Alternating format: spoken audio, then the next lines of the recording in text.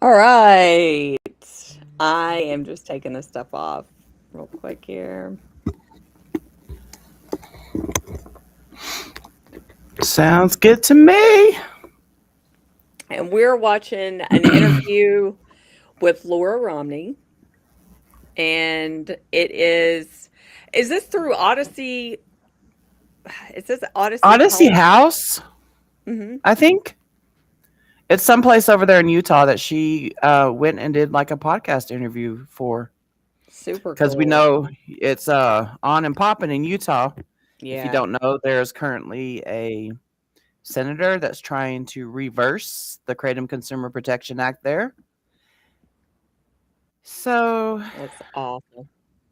now we're having to counter advocate. This should be good though. I've been waiting to see this. Yeah, I haven't watched none of it. All right, here we go.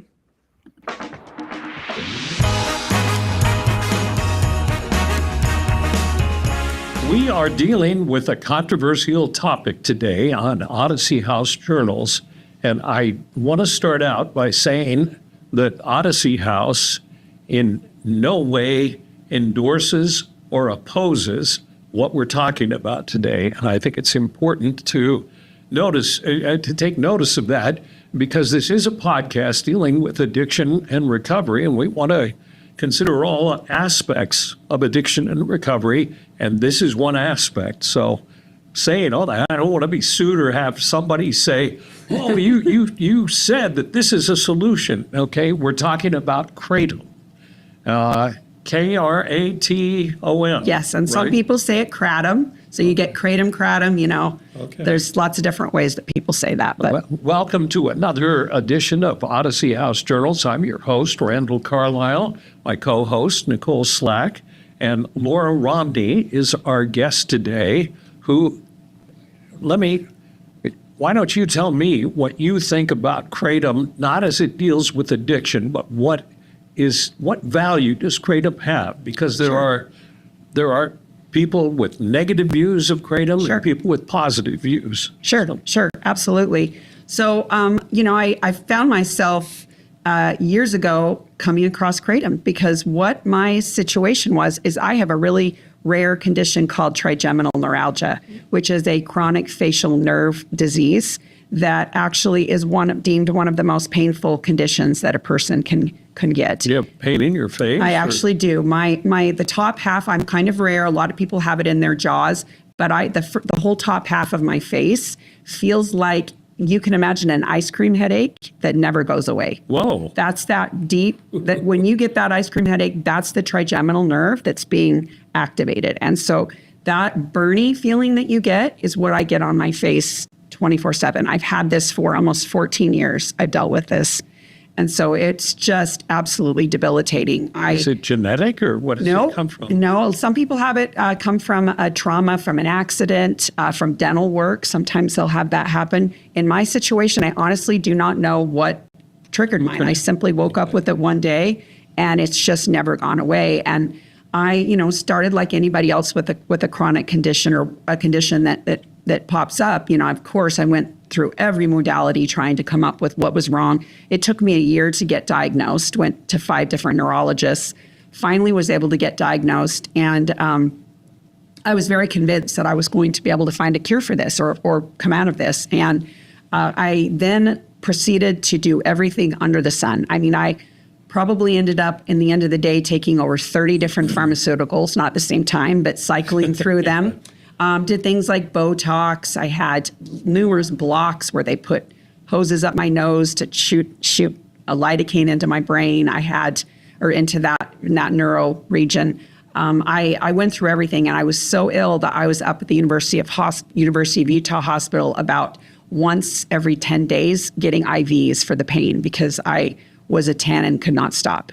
I was actually even admitted for a week into ICU up at the University of Utah Hospital. So I was really bad. And finally, they did a very invasive procedure called the microvascular decompression surgery, where they actually went into my brain and they decompressed the nerve in my brain to try to put a little cushion in there to try to relieve that pressure from the nerve onto the artery. And so I survived that, and that helped a little bit. I've never gotten quite as bad as before that surgery, but it still just did not resolve the pain. And then I resorted to getting a stimulator implanted in my face.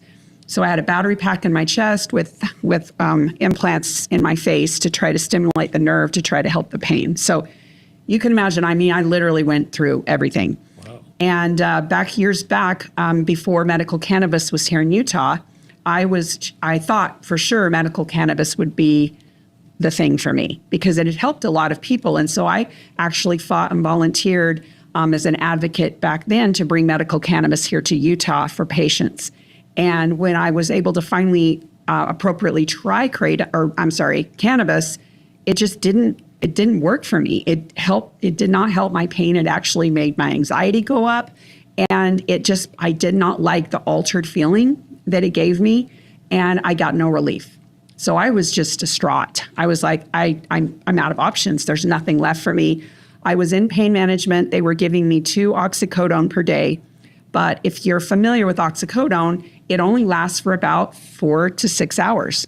Well, you have a 24-hour period of time. So I had to decide whether or not I was going to sleep at night or I was going to function in the day. And they would not give me any more medication. Because of the fear of addiction. Because of the fear of addiction. Okay. So I was desperate. And I thought, they call it the suicide disease for a reason because people get to that point where you're just miserable. So I had heard about this plant kratom from a friend of mine that actually lives in Iowa. And he had said to me, you got to try this. It actually works. And I thought, well, I've tried everything else. So I ordered the powdered plant and I thought, well, I'll give it a go. And I tried it and I couldn't believe it. Within 20 minutes, my pain had dropped. And honestly, I couldn't believe it because I didn't want to even tell my husband that I was taking it because he had gone through this whole journey with me and I didn't want to get his hopes up. So after about a week of me really being able to take this, and by the way, I instantly dropped to 1 opioid per day the minute I started that.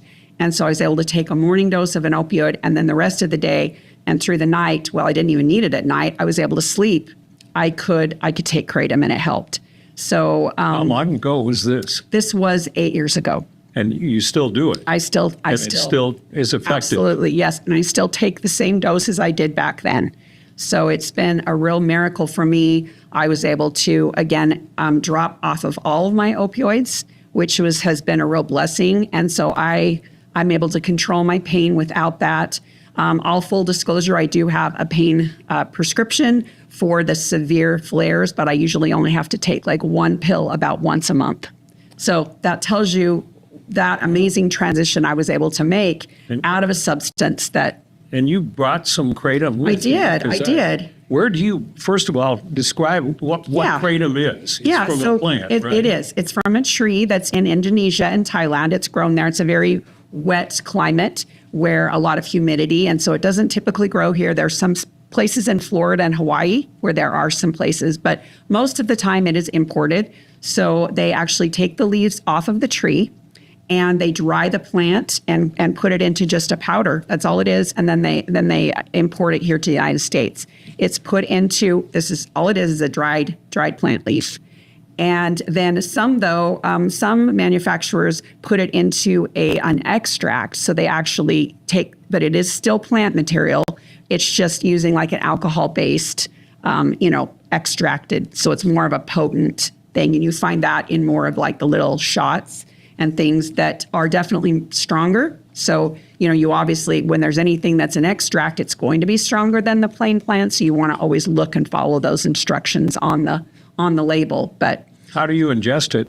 So Can you pause? Yeah.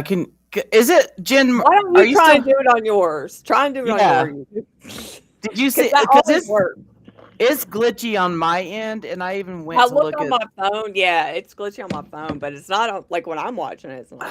That's always how it happens. I can't with that. Hold on, let me take this off. Send me that link. It'll hold on. Do you know what minute we left off on? We'll just restart it. We were like in the 8-minute mark. Because I don't know how long it was glitchy. Okay, yeah, see,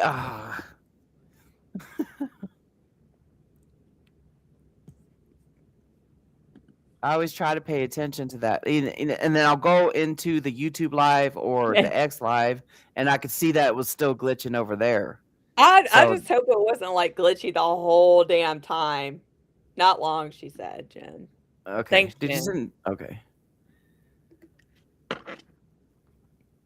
Yeah, we can't deal with that That's a good glitchiness. interview though so far. I know. It What? just started glitching for her. You sent me. What? Hold on. You sent me. You sent me the live stream link. Girl. Hold on. Ah, Hold on. I got it right here. I mean, we could rewatch our live stream link to see how glitchy it was. Oh, you know what though? I just posted that on my Facebook comments. Okay. Oh, today's bad. It's been a weekend, man. Yeah, Oh, it has. It has. That's- I'm old. Oh. Is it cold where you're at, Jen? I've seen it snowing like everywhere, but I mean, I wish it would snow here when it's school days. So it's cold, but it ain't snowing.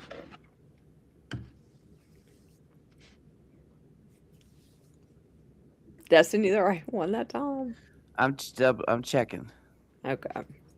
Is that the right one? Yeah. Okay. All right. Now we're cooking. Hopefully.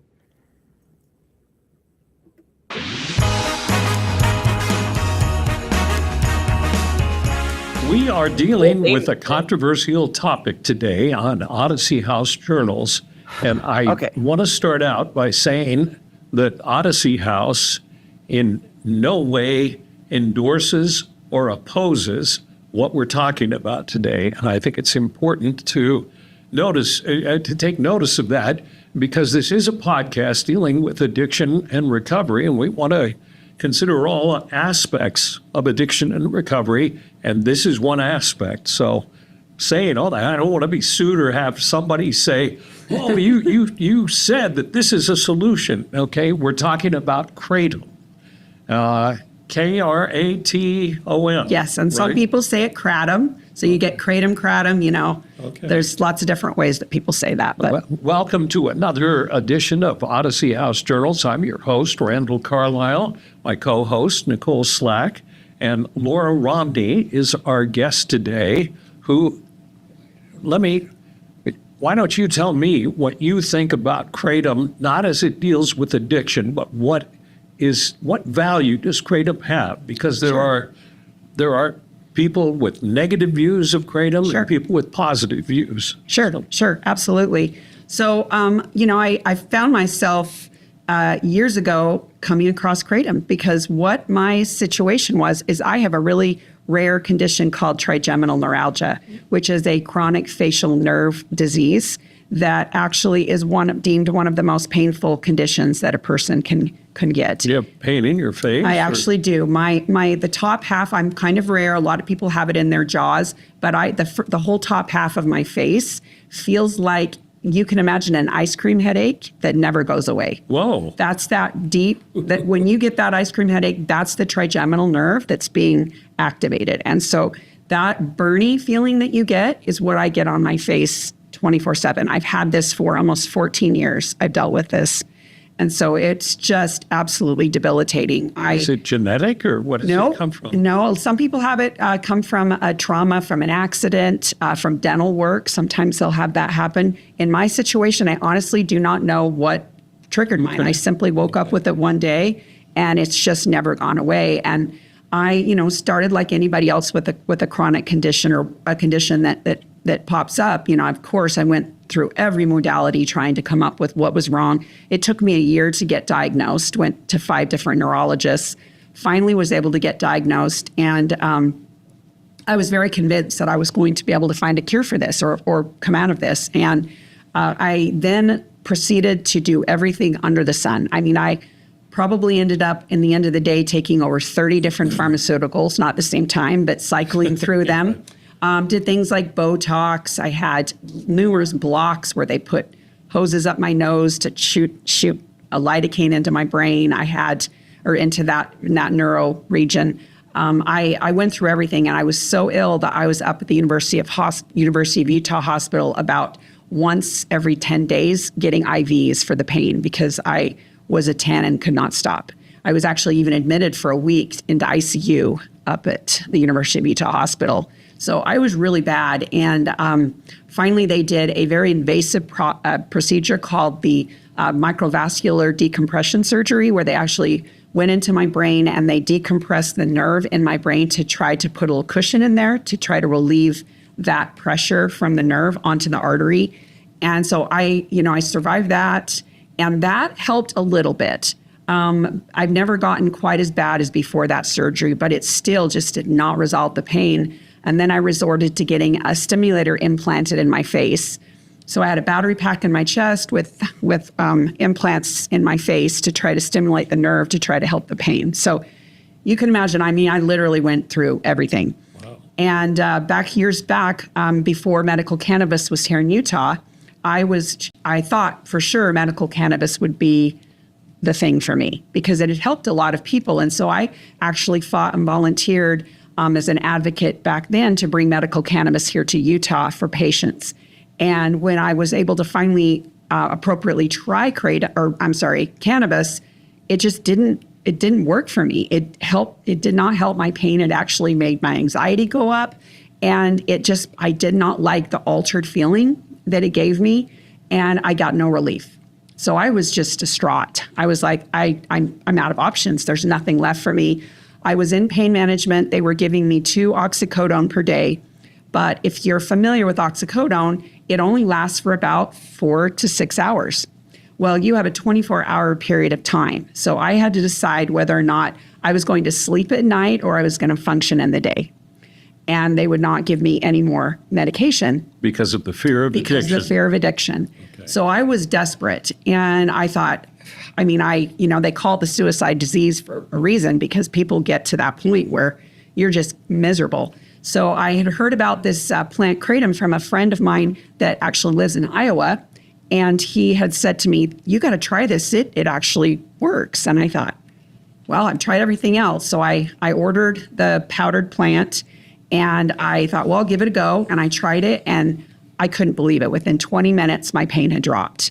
And honestly, I couldn't believe it because I didn't want to even tell my husband that I was taking it because he had gone through this whole journey with me. Sure. And I didn't want to get his hopes up. So after about a week of me really being able to take this, and by the way, I instantly dropped to 1 opioid per day the minute I started that. And so I was able to take a morning dose of an opioid and then the rest of the day and through the night, I didn't even need it at night, I was able to sleep. I could take kratom and it helped. So how long ago was this? This was 8 years ago. And you still do it? I still it still is effective? Absolutely, yes. And I still take the same doses I did back then. So it's been a real miracle for me. I was able to, again, drop off of all of my opioids, which has been a real blessing. And so I'm able to control my pain without that. All full disclosure, I do have a pain prescription for the severe flares, but I usually only have to take like 1 pill about once a month. So that tells you that amazing transition I was able to make out of a substance that. And you brought some kratom with you. I did. Where do you, first of all, describe what kratom is? It's from a plant, right? It is. It's from a tree that's in Indonesia and Thailand. It's grown there. It's a very wet climate where a lot of humidity, and so it doesn't typically grow here. There's some places in Florida and Hawaii where there are some places, but most of the time it is imported. So they actually take the leaves off of the tree and they dry the plant and put it into just a powder. That's all it is. And then they import it here to the United States. It's put into, all it is a dried plant leaf. And then some, though, some manufacturers put it into an extract. So they actually take, but it is still plant material. It's just using like an alcohol-based, extracted. So it's more of a potent thing. And you find that in more of like the little shots and things that are definitely stronger. So, you obviously, when there's anything that's an extract, it's going to be stronger than the plain plant. So you want to always look and follow those instructions on the label. But How do you ingest it? so I take mine and I put it into water. I have a little blender bottle. I dump about a half a teaspoon into my blender bottle. The dose depends on, people's weights, lots of different things. But my dose is about 1.5 grams I take to 2 grams. And I put that in water, shake it up, and drink it. And What's it taste like? Imagine what a dried leaf would taste like. It doesn't taste good. It's kind of got a bitter taste. Some people mix it in with orange juice, and I doctor it up with some water flavoring. So, and then, take a mint or something after, because it's not really appealing for sure. Not something like kids would ever want to drink. How much does it cost? The Structure Motorized Pergola System is reinventing the way homeowners experience the outdoors. The most versatile, modern, useful outdoor patio space ever designed. No! It creates the perfect blend of I forgot that. So, interestingly, and good question. If you were to buy it in typical places here in Utah, over the counter, so if you were able to go into like a convenience store or a smoke shop, which is where they're sold, and they're sold behind the counter as adult use only, because that is the rule here. That is the law here in Utah. It only is an adult 21 and up. So you have to be carded to be able to purchase this.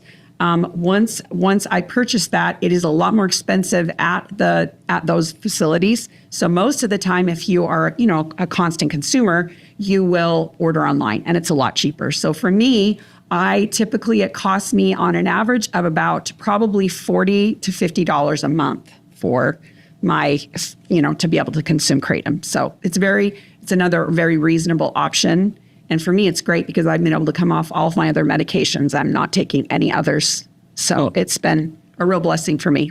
Now so in Utah, it's legal to buy Correct. if you're 21. That is correct. Neighbor. Yes. We have what they call the Kratom Consumer Protection Act that has been passed. It was 2016, 2017, it was passed. And Utah was actually the very first state in the nation to pass that law. And we had our, sponsored by Utah senators, and it was voted in, and it's been in place ever since. Utah is really an amazing state. We are kind of the flagship state for the whole nation because we've really done it right. We have got it. Our Department of Agriculture is who oversees that. And we actually have, if you can even go online and see, there's a product registration so that everything that is allowed to be sold here in the state is on that registration list. So the inspectors can go in and make sure that, stores are in compliance. They're, selling it behind the counter. They're labeled correctly. So that's the other portion of the KCPA, that it says you need to have product that's properly labeled, and it shows dosages, it shows what's in it, the content of the different alkaloids that are inside there, so people know what they're purchasing. Like for instance, on this package, you can see on the back, it has a batch number, it has suggested uses, it has the suggested dosing. It also has the appropriate FDA notifications for any dietary supplement that are on there. So if you would feel safe ingesting this product, saying, hey, this has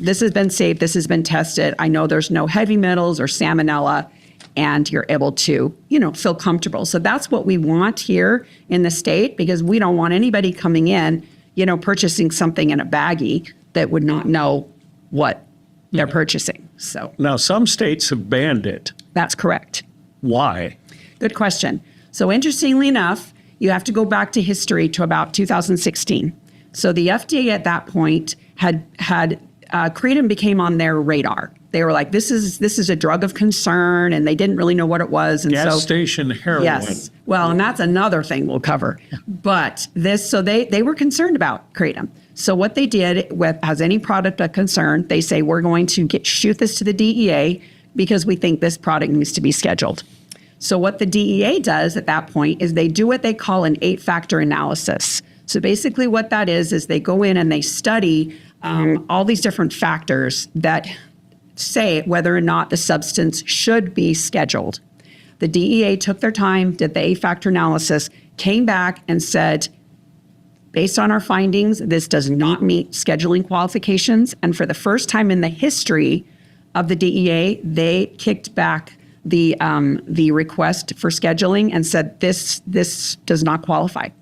So what had happened is when the FDA had said this, there were several states that were sure this was going to get banned. So they just jumped on the bandwagon and just started banning. And so now that those bans have kind of stuck in some of those states. But Rhode Island this past year just overturned their ban that was set back in 2016, and it will now be legal in Rhode Island starting on April 1st of 2026. Okay, I understand your usage of it. Yes. But we obviously work at Odyssey House, and we deal with people who are addicted to whatever substance. Correct. And there are claims, right? I've read many of them that kratom can be used to help with the withdrawal symptoms from opioids. Correct. Yes. Has that ever been proven, or is that because I threw out slang-wise that people refer to it as gas station heroin. Yes. And how that term got coined was way back then. There was actually a substance that's still out there now. A lot of places have banned it, called tianeptine. It's another real hazardous substance, and that was claimed it was gas station heroin. That was the original subject that got that name, but then some media person just jumped on that, and it's a great headline. It makes it sound all scary, but the reality of it is, and we'll talk a little bit about this, the real risk is the synthetic products that are coming out right now. And they are what are flooding the market. The 7-hydroxymitragynine, or 7-OH for short, those products really are, quote, in my opinion, they're closer to gas station heroin. Let me tell you why. They are 14 times stronger or even higher than morphine. And if you do not have the Kratom Consumer Protection Act passed in your state, which we do in Utah, you can go on over the counter, and most of them would ask for ID and such, but you can go and purchase these 7-OH products at a gas station or smoke shop. And let me just ask a few questions. Sure. Okay, 7-OH, if you consume that, can you get high? Yeah, so let me explain what 7-OH is first so you understand. So remember I talked about the actual kratom leaf. So the kratom plant, when you actually pull the leaf off the tree, there is no trace of 7-OH at all in the plant. But when it starts to dry, it starts to create this alkaloid. And so you get a trace amount of 7-OH in the actual plant. So in this package, it would be it would be less than 1% in most situations. So very, very small amounts. But what these 7-OH manufacturers have done is they have taken that trace element and they have basically treated it with, they've even said it on camera, with like chemicals that are used to do pool shock. And they will create a tablet. Most of the time it's in a tablet. They have lots of other types of varieties too.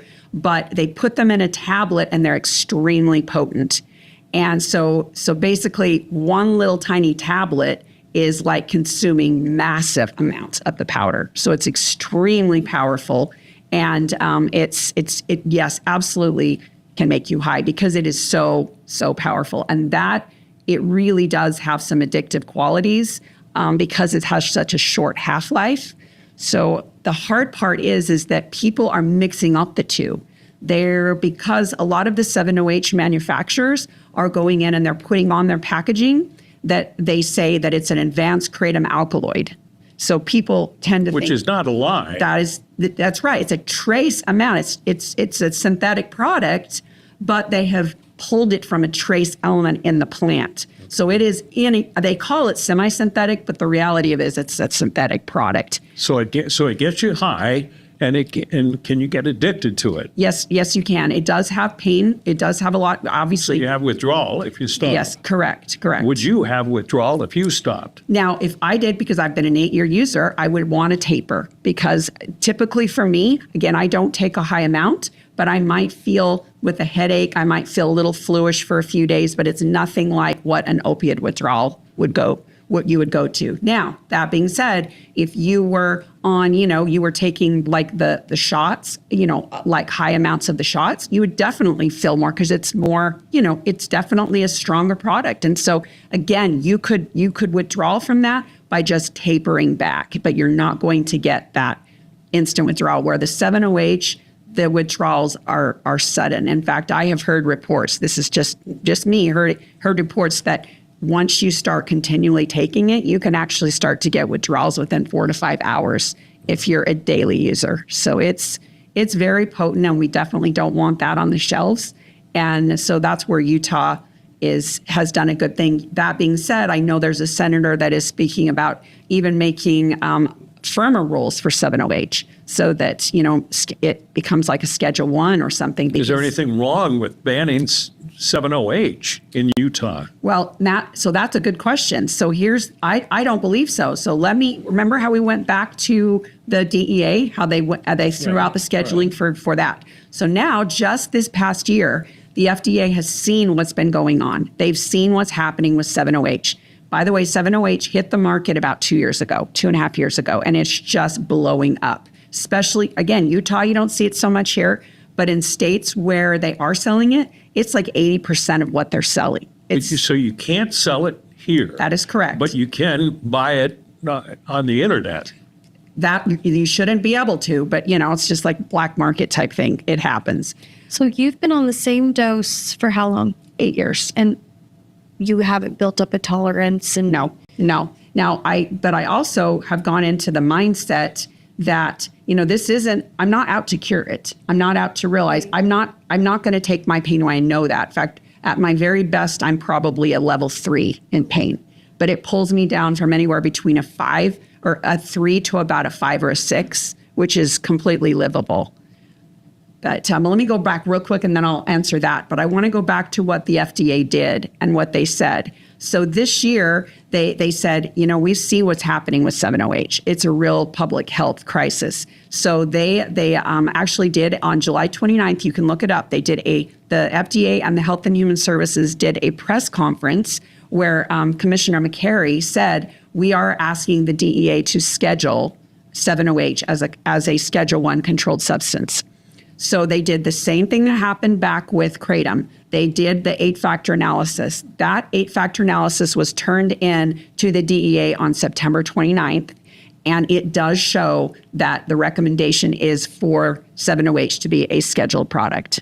And so we are just now we had the government shut down, which stalled things, but we're kind of expecting any time for the announcement to come out that the DEA will schedule 7-OH. And then once they do that, if it's an emergency scheduling, it will be off the shelves in the entire United States, no matter what. Would it affect the sale of like what you're buying? Absolutely not, because this is not a 7-OH product. This is just a pure Kratom product.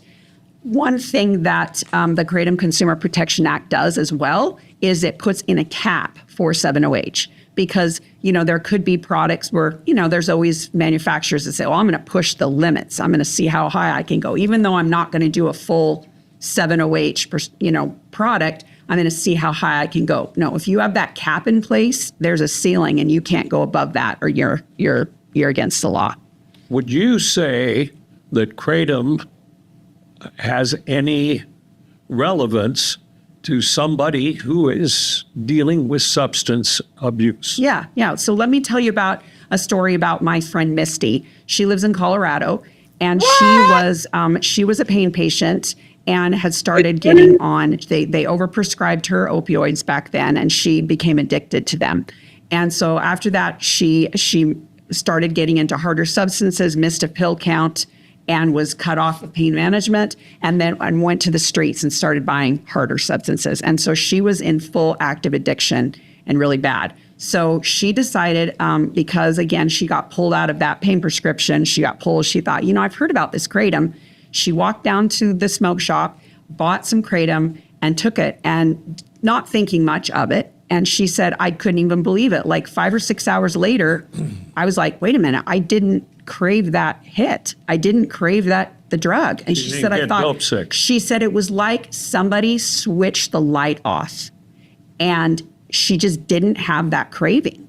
And so she's like, I honestly couldn't believe it. And she said, it was like my mind was finally settled, because before, again, I have not been in active addiction with either alcohol or substances. But she said, your mind is constantly going, when am I going to get that next hit, that next rush, that next drink, whatever it is. She said it just shut that switch off, and I was able to do that. Now, she did start with a higher amount of Kratom as she came off, but then was able to just taper down. So she takes it just a couple of times a week. She takes a break, and she just has a little maintenance dose to keep her clean. And she's, it's accountability too, as you know, with addiction. It's you've got to be ready. You've got to be in that mental place where you are saying, I am done. I want to change my life. And that's so hard when you're dealing with withdrawals. And, but if you can find a substance that's, been shown that does not have respiratory depression, that is, going to help with those withdrawals, it's definitely a good option for people. You have any thoughts on that? You work with people in admissions all the time. Yeah, I mean, I guess now I don't know what type of Kratom they were taking. That's the big question that you really We've had need to people ask. Do we have people coming in who are? not for just Kratom, but Kratom's been on the list. So, but now I have So a better when we ask what understanding drug of choice, they list Kratom. And then what's interesting is some of these people could be, technically, they could be saying, I want to come off heroin, and they've tried Kratom as, maybe a tool to be able to help them come off. And so, yes, you could be seeing situations where it tested positive or they claimed. I don't think we tested, but I definitely have had people say that that was one of their drugs of choice. Okay. But now with a better understanding, knowing I don't know Definitely which one. ask the question Right. with the 7OH. And interestingly, some people may not, they may not know, or they may not tell you, because they're conflating the two. One thing that's interesting about the 7OH products is if you actually see them, they specifically name them after things that mimic narcotics. They have names like Opia and Perks and 7 ohms and all these things that have that allude to the fact that you're taking a narcotic. The other risky thing about them is they're actually creating products that are appealable to children. There's literally been ice cream cones, there's been gummies. They have packaging looks like a gummy, that like Hulk type gummy that a child would want. So that's scary too. I've even seen it in like cough syrup format. Wow. It's, it's definitely something that is there. And again, the difficult thing is if someone wants to abuse something, they're going to definitely want to go to the 7OH, because that is the hit. And I read that in our regular UAs, our drug screening panel, it doesn't test for Kratom. It doesn't, not that I'm aware. Some don't. Yes. So you have it's to a- specifically ask for It them. is. It's a different And panel. You'd have to pay more for that kind of test. It's definitely a different panel that you would do, Kratom would not be allowed in your houses. No, not at all. which would make sense, Yeah. because you are, of course, you're in a controlled environment where you're helping them, come off of these substances. We also don't allow nicotine. So There you just go. teaching people to come off substances. But yeah, I think my concern would be replacing an addiction. So Correct. You're right. Right. Yeah, and 100%. What concerns me is, and that's why we started out saying what I said, is we're not saying that, okay, if you're watching or you have a loved one who is a heroin addict or fentanyl or whatever, we're not saying that this is a solution. Right, right. But I suppose. But it has been for some. I know a gal who, again, she's 8 years clean off of she went to rehab 3 times with a heroin problem, and she has been now clean for, I believe it's over 8 years. And so it's, it can be a solution for some, but again, it's definitely something you'd want to work with your doctor on. You'd want to, you'd have to be careful. And that's what I think the biggest thing I'd have to say today is personal accountability is everything. And, you know, I know people out there that drink 4 energy drinks a day. And I'm just like, whoa, you know, I mean, you know, no one should Not be me. drinking 4 energy drinks a day. Yeah. And so, you know, it's personal accountability, and it's saying, you know, I'm not going to go out there and chase, but until that person is ready to go into recovery and they want to get that mindset, you know, they're going to struggle, and no matter what it is, and they're going to go to the next substance and the next. And it's, you know, addiction is it's a difficult Disease. solution. Yes. It is absolutely. It's just a hard thing. But, you know, this is a situation again going back to the pain patient thing again.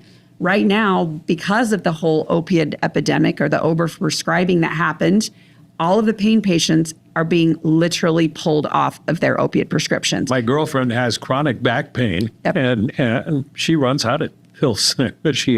Exactly. And so it's like, but yet you go to the pain management and they say, well, you know, a lot of these doctors are risking their own licenses Sure. prescribing. There are pharmacies that won't fill it. Now you add on the fact, we all know addicts still get pain. And if anybody that's an addict, you go into the hospital or whatever, you're blacklisted. You're getting nothing. You're getting a Tylenol. Right.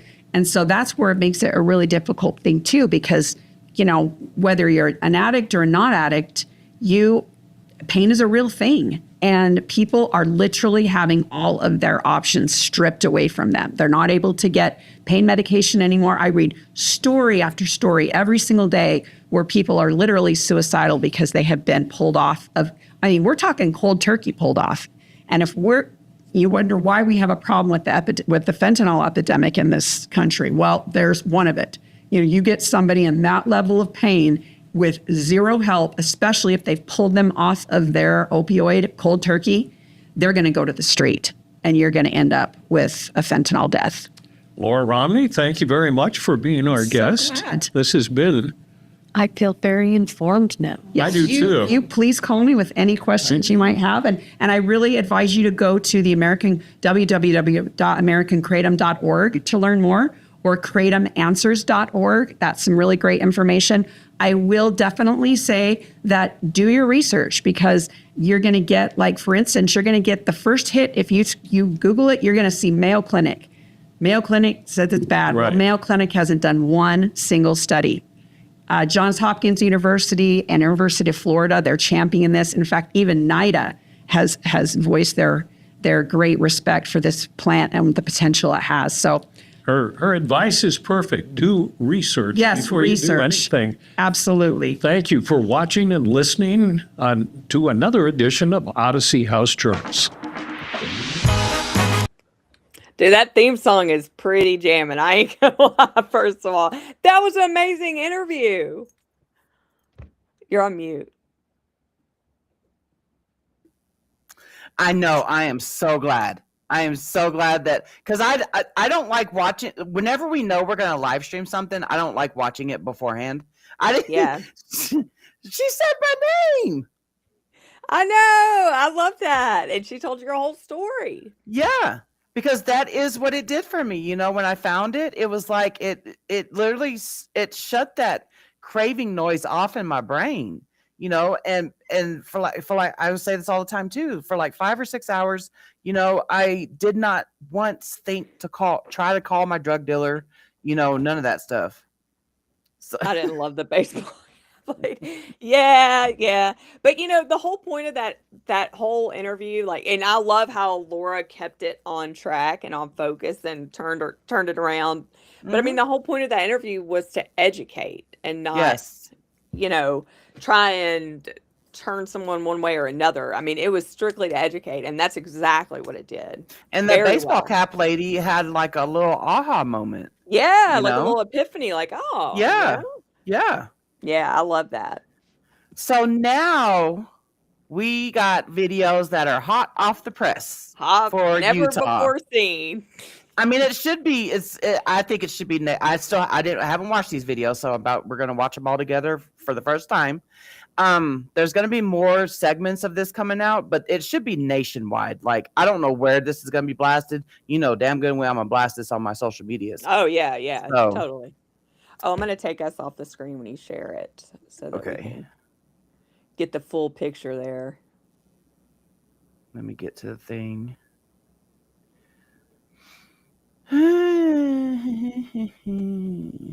Yeah, I'm really excited to see these because I hate seeing the anti-kratom commercials or whatever they are, ads, whatever. Mhm. All right, So this says, can you see it? yeah. Okay, Utah has led America in responsible regulation on kratom since 2019. Now is the time to follow the facts over fear-mongering. What is the truth about kratom in Utah? So now we're going to watch these these videos. So there's 3 of them right now. Nice. Let's see. What's the first one? Leadership means listening.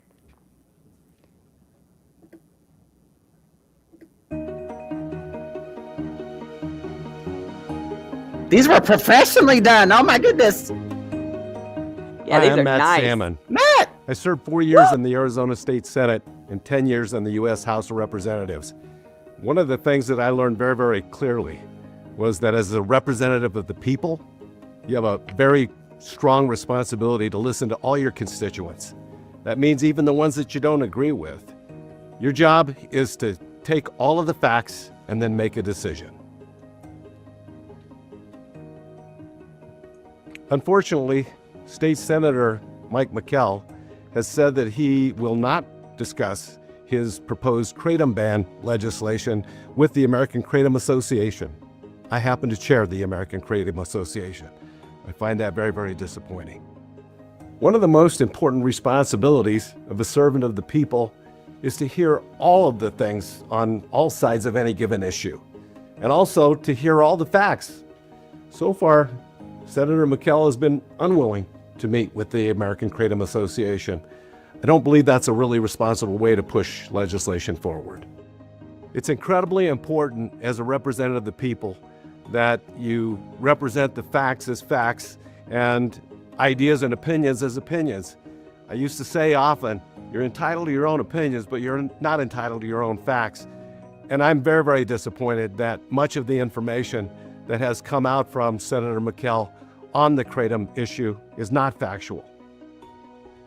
I have every confidence that the Utah legislature will listen to the facts and make the right decision, because this is going to impact a lot of people's lives one way or the other. And I know that you are going to listen to the science and follow the science, because that's what responsible people do. And I thank you for your time, and I know that you're going to do the right thing.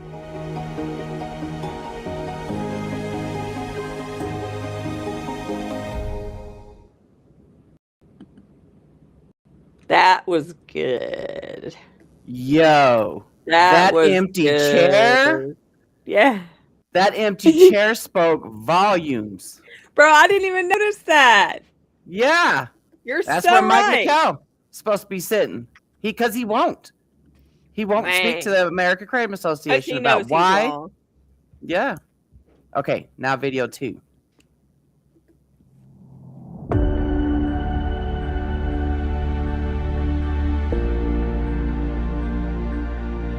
Yes, we went in and we're at a Maverick here and found out that they actually are doing it right. I was wondering the difference between how the 5-hour energy drinks would be sold and the liquid extract kratom shots would be sold. McKell is saying that, you know, anybody can walk in and purchase these without any problems. The 5-hour energy drinks did not have any barrier to them. They were right there at the counter. There was a display with the kratom products, and they were behind a plexiglass container to be able to purchase them, but you would actually have to have permission from the cashier to be able to grab those products and to purchase them. I'm Laura Romney, and I'm a longtime resident of Davis County, Utah. I have been using kratom for 9 years to control my facial nerve condition, trigeminal neuralgia. Kratom has given me freedom of life. It's given me the ability to function as a mom, as a grandma, as a wife, to be able to work, volunteer in the community, and even go bowling. Senator McKell wants people in Utah to believe that kratom consumers are consuming some dangerous, unknown substance that is hazardous to your health. Nothing could be further from the truth. Senator McKell purchased several products from the store shelves of Utah. Those products were tested, and all products were found to be compliant with state of Utah testing standards for kratom products. Utah's Kratom Consumer Protection Act is working. Now Senator McKell wants to criminalize kratom consumers like me, some of the most vulnerable in society, those that have chronic pain. By passing a ban here in Utah of kratom products, he is turning me, a mom and a grandma who just wants pain control, into a criminal and a felon. Senator McKell recently told a legislative committee that a scientific human study on kratom was funded by industry. This is untrue and incorrect.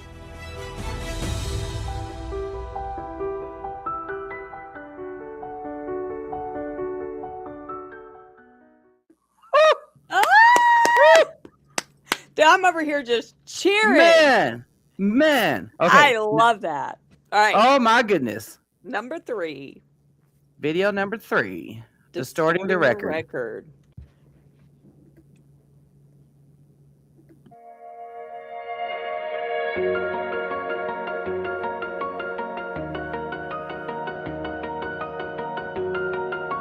I'm Dr. Heidi Sikora. I'm the Chief Scientific Officer for the International Plant and Herbal Alliance. I'm standing outside the office of the Medical Examiner of the state of Utah.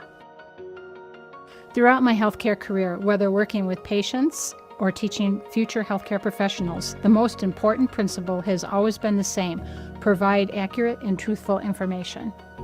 That principle was violated on November 19, 2025, when Senator Mike McKell distorted sworn testimony from Utah's medical examiner, brazenly claiming kratom alone caused numerous fatalities, when he did not listen to what the medical examiner actually said. I listened carefully to that testimony, and the truth that Senator McKell distorted, is exactly what the Food and Drug Administration and the National Institutes on Drug Abuse have stated for years. Kratom-related deaths are rare, and when they do occur, they almost always involve polydrug use or adulterated products. The medical examiner and her deputy also testified that a spike in fatalities occurred at the same time a chemically manipulated synthetic drug entered the market, falsely calling itself kratom, known as 7-hydroxymitragynine, or 7-OH. Senator McKell glossed over that critical fact, instead blamed natural kratom, fundamentally misleading the committee.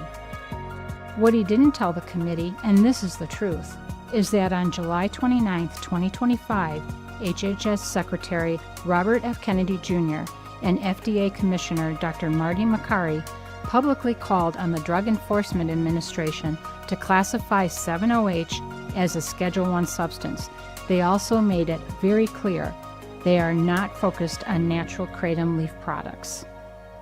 Senator McKell has openly stated that he has taken on a kratom product liability case and wants political payback against the original sponsor of Utah's Kratom Consumer Protection Act, a law that is actually protecting consumers.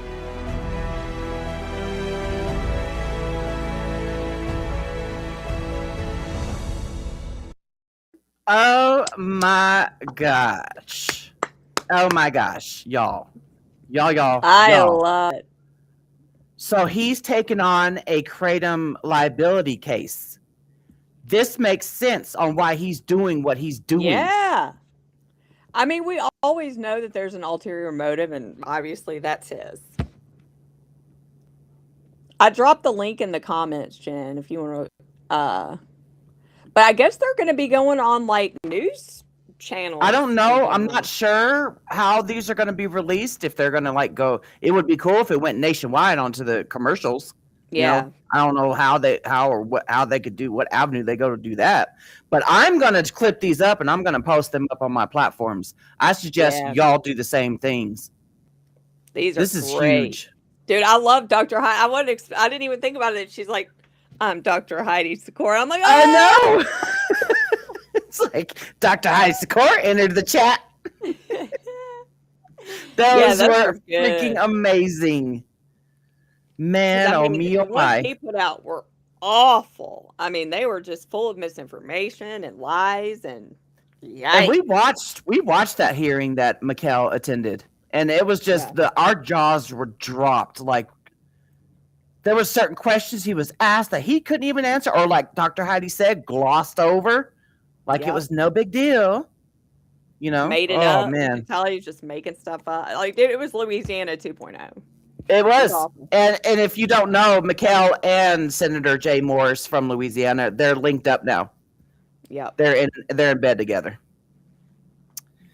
Thanks to our opposition group, our ops, who themselves are trying to get major payouts as well. Yeah. So At the cost of many. Mm-hmm. Yep.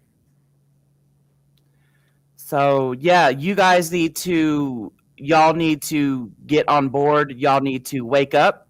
You need to. Do you want to put Laura's I was just email about address to on do there? that. Yeah. Yeah, because we need advocates. We truly need advocates in every state. It is popping off right now. And people think, you know what pisses me off is that people will accuse the AKA, oh, this is the reason why, the AKA is the reason why we're getting bans everywhere. No, this is called state legislation sessions have started back up. Yeah. This is what that's called. It happens every year. The AKA is not the reason why. Yeah, there it is. Put on both of those. Yeah. Send your name, your city, and your state to laura@plantsandherbals.org and, start. I mean, Laura is who you just watched. Yeah. Yeah. It's going to be Laura. a hell of a year. Yeah. And it's already popping off. I don't like to go over what's happening publicly because our ops love us. They love us. Hi, guys. So I ain't going to talk about it publicly. Yeah. Hi. What's up? Yeah, they do. Yeah. So Like their news station. So email, Laura, who we just watched at the beginning of the show, and who we just watched the video from Utah. She's killing it out Mikkel. there. Yeah. Yes. And we will collect your name, and we put y'all in blocks. Is what we do. And whenever there's an alert coming out, we will send you out an email on what to do next.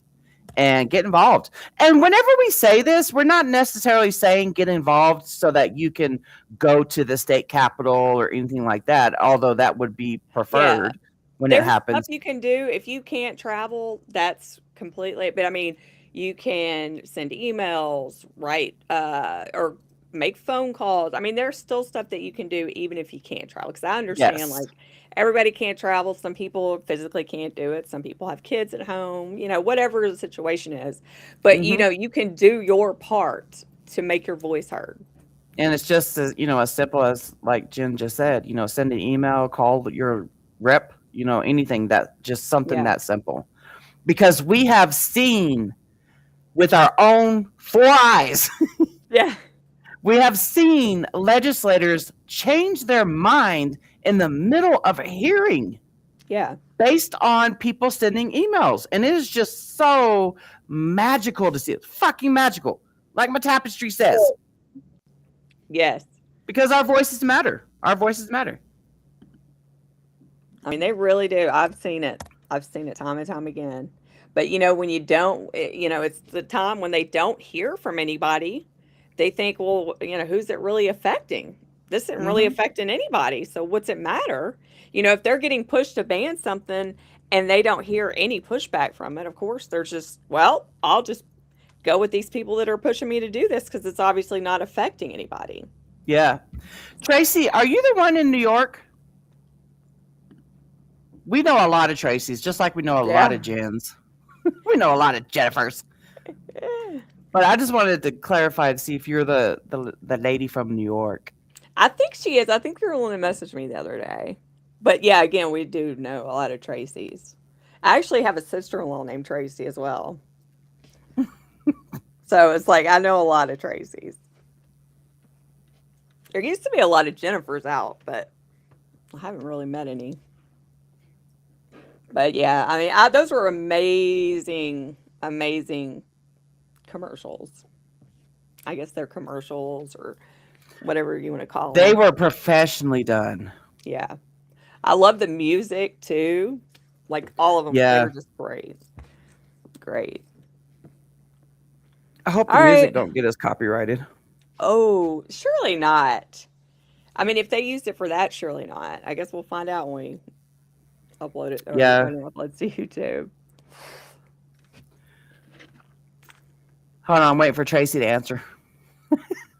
I'm so glad that we ended up streaming on yours because mine was like glitchy and I was like, oh God, but it didn't mess up.